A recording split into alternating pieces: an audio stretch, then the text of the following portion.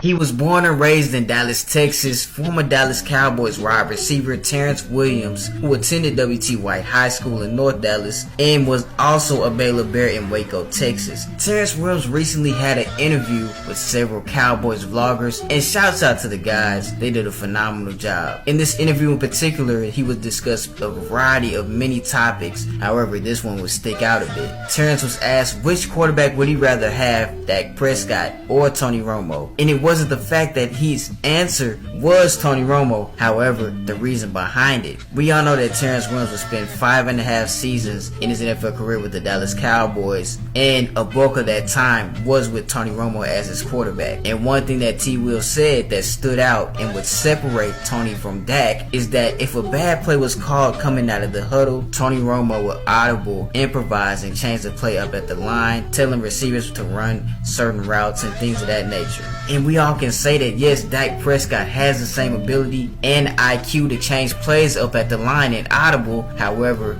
often we all know that at times Dak Prescott is least likely to do such a thing and choose a play that has a least greater outcome of going well. And Terrance Williams would basically say that this is the only thing that separates the two. I myself have always said that Tony Romo was the more talented quarterback of the two. However, hard work beats talent when talent fails to work hard. And I don't believe that Tony Romo had the quite work ethic that he needed to have in his prime or the game that he respected until his body started to break down. Tony has always been a great playmaker, but at times not always the most clutch. However, to T. Will's credit, he played with Tony Romo at a time people would consider Tony Romo was at his best, versus only playing with Dak Prescott in his younger days. 7 years ago, I would definitely say Tony Romo is a better quarterback than Dak Prescott. However, Dak going into year 8, that's another discussion. He's just as good, if not better. But hey, let me know what you think. Who do you think is better? Like, comment, share.